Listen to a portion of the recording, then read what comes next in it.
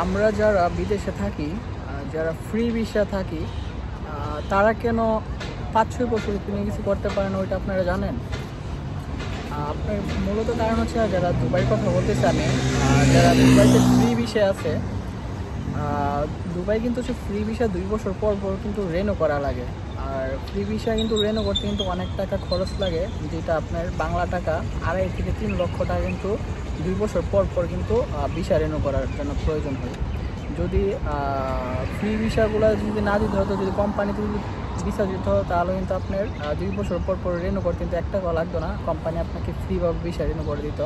এখন একটা মানুষ যারা দুবাইতে আছে ফ্রি ভিসা কাজ করে পায় বা কত টাকা? সে হচ্ছে যদি 1500, যারা ফ্রি ভিসা 1500, 1800, 2000 দিরহাম পর্যন্ত কিন্তু স্যালারি হয়ে থাকে। এর মধ্যে হচ্ছে সম্পূর্ণ খরচ কিন্তু নিজের, থাকা, খানা, রুম ভাড়া, আপনার ভিসা খরচ, সম্পূর্ণ খরচ কিন্তু তার নিজের বহন করা লাগে। দুবাইতে যদি একটা মানুষ যদি থাকতে যায় আর খানা খেতে যায়, তাহলে তার কম করে খরচ হলে কিন্তু আপনার 7 থেকে 800 দিরহাম কিন্তু তার প্রত্যেক মাসে খরচ আছে।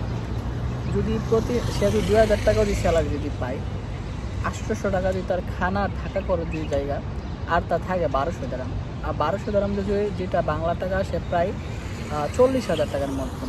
এর মধ্যে হচ্ছে তার ভিসা খরচ। 2 বছর পরে কিন্তু আপনি ভিসার জন্য আবার 2.5 লক্ষ 3 লক্ষ টাকা জমানো লাগে তার ভিসা রেনু করার জন্যে।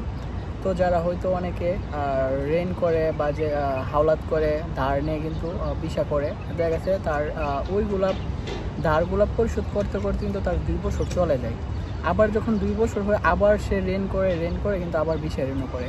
তো যারা দুবাইতে লো ক্যাটাগরি কাজ করে, তাদের কিন্তু ফ্রি ভিসা লাগায় কাজ করে কিন্তু তারা লাইফে কোনো কিছু করতে পারতেছে না। সেই টাকাটা ভিসা লাগাইতে 2 বছর কিন্তু লাগতেছে, তার ফ্যামিলির খরচ আছে, ফ্যামিলির খরচ দিয়ে কিন্তু সে ভবিষ্যতের জন্য কিন্তু কোনো কিছু করতে পারতেছে না। তো এভাবে কিন্তু অনেক প্রবাসীরা আছে যে বছরের পর বছর বিদেশ করতেছে কিন্তু কোনো কিছু করতে পারতেছে না। সে তার ফ্যামিলিকে চালায়া লাইফে যে হয়তো দেশে টাকা পয়সা জমা, যে দেশে কোনো কিছু করবো, ওইরকম কিন্তু টাকা পয়সা কিন্তু সে সেভিং করতে পারতেছে না।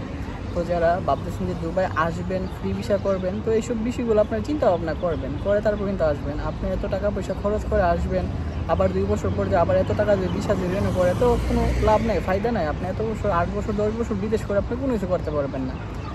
যদি আসেন তো দেখেন দুবাই কোম্পানির ভিসা খুলে কিনা। যদি কোম্পানির ভিসা খুলে, যত টাকাই লাগুক না, প্রথম অবস্থা কিন্তু আপনার লাগবে। আপনি ভিসার জন্য কিন্তু আর টেনশন করা লাগবে না। 2 বছর পর পর কিন্তু নিজের টাকাটা ভিসা রেনু করানো লাগবে না। অল্প টাকা বেতন হলেও কি কোম্পানির ভিসা ভালো, আপনার যে টাকাটা আপনার পরিশোধ করার পর কিন্তু আপনার 1 বছর বা 1.5 বছর লাগতে পারে আপনার ভিসাটা, টাকাগুলো তুলতে। তারপর কিন্তু আপনার টাকা পয়সা কিন্তু সেভিং হবে। তো আপনি অবশ্যই ভালো কোনো কোম্পানি দেখে আসবেন। তো আমার এই ভিডিওগুলো যে আপনার যদি ভালো লাগে, অবশ্যই ভিডিওতে একটা লাইক করবেন।